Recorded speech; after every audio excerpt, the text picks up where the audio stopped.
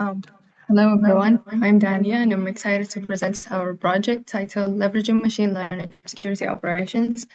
Uh, our work focuses on developing a solution that parses, classifies, and enriches security alerts to assist Security Operations Center or SOC analysts in their daily task. Before we dive more into the project, we'd like to acknowledge our team leads and stakeholders, Jeremy Bandini, Chloe Bursley, Nico Bailey, and Adam too, and the team behind the project, including myself, Brandon Ching, Joey Sun, Hamza Mansouri, Ragad Al Harbi, and Uziel. To walk you through our agenda for today's presentation, we'll begin with an introduction to the problem we addressed, and then explain our system workflow and the architecture we implemented, followed by a walkthrough of the user interface. So security operations centers or SOCs are responsible for monitoring and analyzing security incidents within an organization. But SOC analysts often perform repetitive manual tasks when triaging alerts. These tasks involve constantly switching between tools and dashboards just to decide if an alert is worth investigating. So the current process is time-consuming and inefficient. So analysts spend significant time sifting through alerts, many of which turn out to be false positives. This not only leads to fatigue, but also increases the chances of missing critical alerts. So our initial idea was to leverage machine learning to automate the classification of security alerts.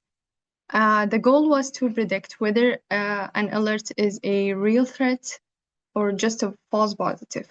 By doing so, we hoped to reduce the manual workload and help analysts focus on high priority alerts.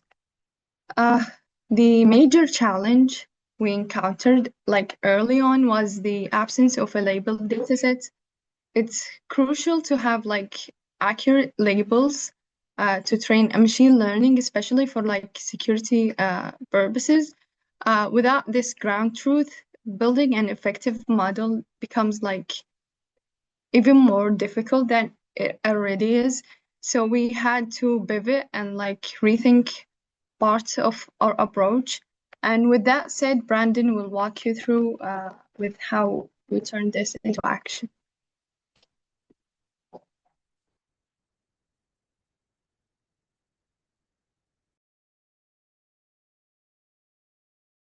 Sorry about that. Had to unmute. All right. So actually earlier, our goal for this project is to streamline the analysis workflow for SOC analysts. While we can't do machine learning anymore, which is our initial idea to automate some of that detect immediately if something's a false positive. Our goal of like enriching that workflow is still in effect. So how we're doing this now is we're doing, I guess, an automation of these manual tasks that Dolly mentioned earlier. So first thing, how this is going to look is we're going to first take in an incoming threat from Duke IT. This is usually in the form of a JSON. So and they want to parse that JSON for useful information. For example, maybe we'll get the IP address, the host name, the source domain. A lot of these threads aren't they don't have the same format. So a lot of them, even for IP addresses, some are named IP source, some are called IP SRS. So we first have to generalize a lot of them.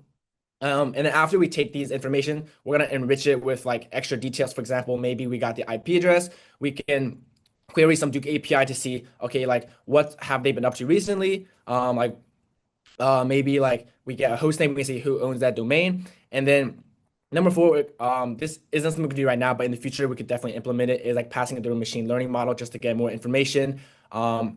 And then we're gonna return all that enriched data to the SOC analyst so that again it just saves them a lot of time. So right now, how I guess threat triaging works is the IT office is gonna receive some alert, and then based on that alert, they have to go find extra information to determine if it's actually a threat or not. So maybe they'll have to, open up Splunk, open up Planisphere, have some DNS lookup tool. This is all like very simple stuff. It takes a few seconds, but when you're doing this the entire day, doing it over and over again, it really does take up a lot of time. So with our project, what we're trying to do is just automate all of that. So the alert, instead of them having to like manually go to all these tools, it's just going to go to our API, and then we're going to query all these tools and then return all this information to them in like a readable format. For example, like, okay, we get the alert, it goes to our API. Our API is going to classify it, tell them which type of alert it is, maybe like go through firewall logs, tell them the recent activity, and then query Planisphere to say, okay, like, given this IP address, like who owns this device, like what's their net ID, etc.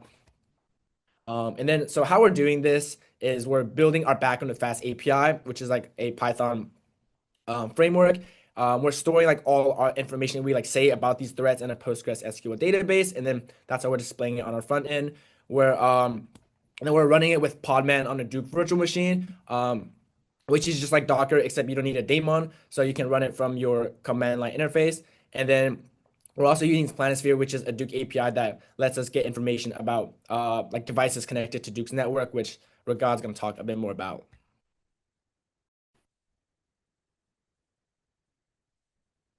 Okay, I'm Ragad, and I'm going to talk about Planisphere. So Planisphere is an internal tool we use to enrich alerts with additional host and network context. Specifically, Planisphere helps us gather information based on MAC addresses and host names. For example, if an alert contains a MAC address or host name, we query Planisphere to retrieve valuable metadata like the device owner, operating system, and manufacturer.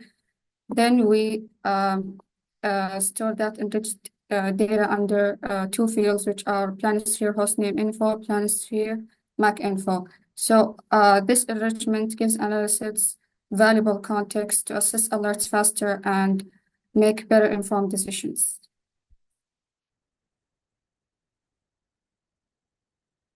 This is an example of what we get back if we query Planisphere with just MAC address. So this response contains valuable metadata like the device's security score, last activity timestamp, and associated user information like primary name, display name, and net ID. This information help us quickly understand who the device belongs to, whether it is active, and if there are any potential security concerns.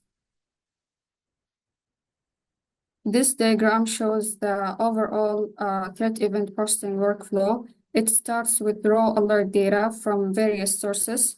Then we classify that alert based on its behavior, whether it is a scan attempt, login attempt, or malware related event, etc.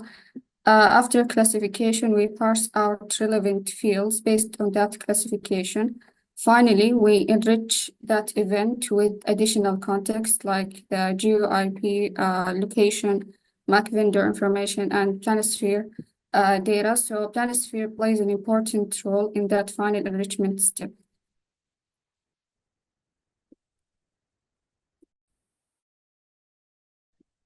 Yeah, so I'm going to talk a little bit about like our um, I'm going to talk a little bit about our user interface. So, like first, this is our like landing page. So right when you like load in, you're going to see like our little logo in the top left, about us, where our code is stored, and then like a couple buttons where you can like look at the threats, view the threats by the ID, or even like upload your threat and get it back.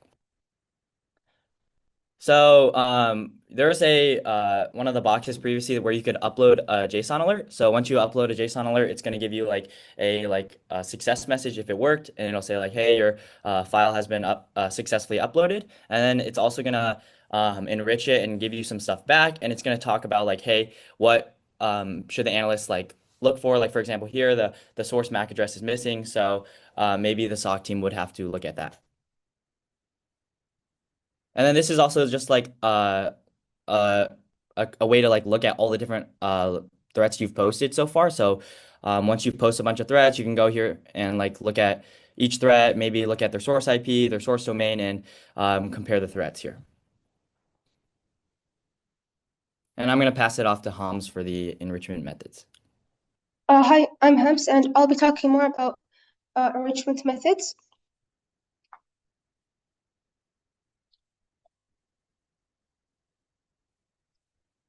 So layering intelligence for better decisions. When alerts come in, analysts sometimes may feel overwhelmed. So that's where enrichment comes in. It adds value to the raw data. It provides necessary background information for alerts. It helps prioritize the alerts to focus on like the most important security issues. It also reduces false positives. So it saves hours of wasted work. But most importantly, it provides faster threat response, enabling quick actions on high priority threats. So instead of drowning in noise, we get actionable insight faster.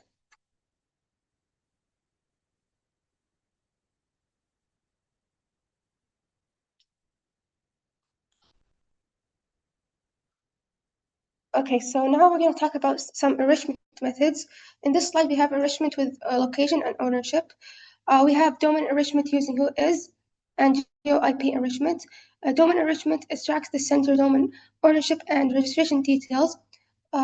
This information helps us identify suspicious or newly registered domains, which are often associated with scam. For the geo-IP enrichment, we use an API that maps the IP address with country, city, region, and sometimes organization. This helps flag like suspicious locations and adds organizational context for like better analysis. Next, we have